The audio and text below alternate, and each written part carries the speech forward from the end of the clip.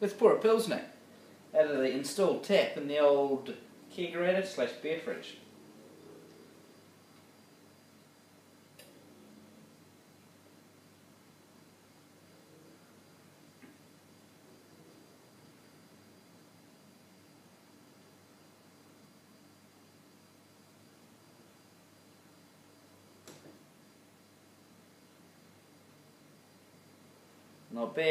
Not bad at all, I reckon.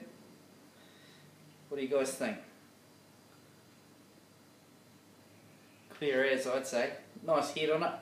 I must say these taps, the flow restrictor, makes it so easy to balance your keg, or balance your kegging system. Especially with a real foamy, frothy Pilsner like my one. Alrighty, let's change angles.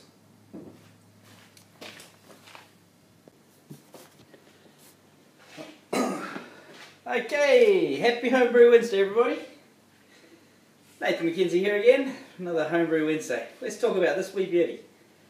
Now, I promise this will be my last time I review this Pilsner that I keep making. Every time I make it, it gets better. What can I say? I don't think I can make it any better than this. Cheers.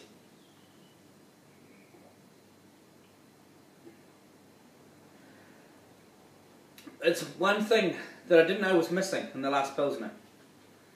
It's so crisp. It finishes nice and bitter at the end. This is just spot on, absolutely spot on. I conditioned this for 3 weeks on the yeast cake before I kegged it. Now I only did that because I was running out of room and I needed to ferment another beer under temperature control. So I had it in the kegerator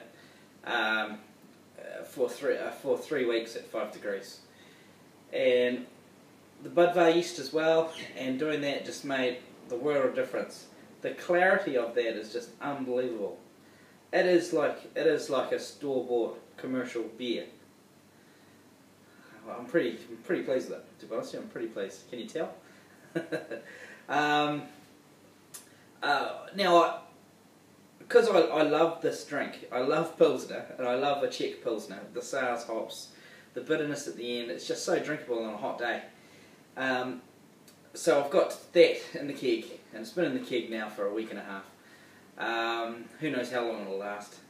I've also got 25 litres, which is fermented out now, and that is in the fermenting fridge, but now at 6 degrees conditioning. Now, subtle changes with the second Pilsner. Very subtle change. The recipe stayed the same. I did increase the volume load to 25 litres, so there was a slight adjustment there in Beersmith, just adjusted it up. Also put it on the old yeast cake as well, so 2 differences there. And the third difference is that I brewed on the Grainfather, not on my system. So with those 3 factors there that have changed, it'll be hard to see what difference, if there is a difference in the beer, it'll be hard to pin down what's been the major difference. But I think, personally myself, if there is a difference in the beer, it might be because of the yeast cake. But I don't, same beer, exactly the same. Yeah, I don't see that being a major, you know, if there is a slight change in flavour, that will probably be the only thing that I'll be able to put it down to. But I'm probably just over worrying about nothing there. What I did notice in fermentation, there was a wee bit more sulphur smell from that B.W yeast than I got with the first brew. So maybe it had a slight stress on it. I did put the new Pilsner on the old yeast cake. It was a little bit warm, so that might have made a difference as well. But hey, I'll fill you in and let you know when it's ready to drink. So hopefully it just stays exactly the same. But I think there might be a subtle difference. It might not be as much hop character. I don't know. Anyway, that's enough about that. Right, I wrote some notes here. Righty-ho, my grandfather demo, which happened last Sunday at a local retailer here in Invercargill. Got a good wee turnout there, got about 12 people at one stage. It went really well, went really smoothly. For my third brew on the Grandfather, this went without a hitch. Just went super smoothly. I have to say the H.B.W kit that we brewed up that day was a very good kit, very well laid out for the Grainfather, and I think too it made a huge difference with it. The brews that I'd done, I think the grains were crushed a bit fine for the Grainfather. I don't think you want the grains that fine, and of course that H.B.W kit had the grains crushed perfectly for the machine. What else on that? Yeah, a lot of, they're all very, very keen on the Grainfather. What can I say? Guys were all different strengths of brewing. Some were still on kit and kilo and experimenting with that and wanting to move forward into all grain. And, it was a really good eye-opener for them, seeing an all grain process and actually how long it takes. Saying that though, we started brewing at 12:30 and we were pitching the yeast there at around about 4:30. Close to 5, so that was pretty good. That's a very fast brew day for me. So yeah, I'm impressed with that kit. I'm impressed with what they put in it.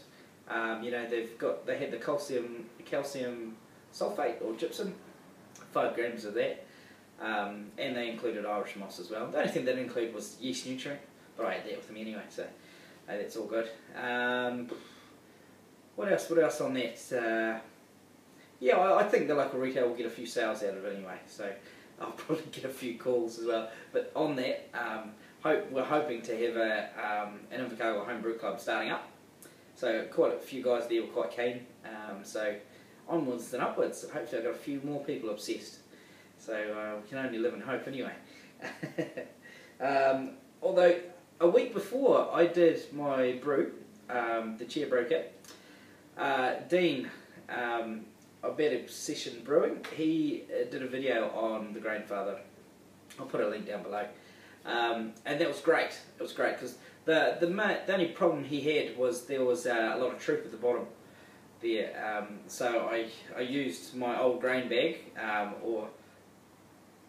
turned it into just a hop bag and just put all the hop additions into there, and that made a huge difference. We followed the instructions to the letter and we came out with 19 litres, as we should. We hit all our numbers. Well, we overhit our final gravity by 5 points, so really good efficiency there.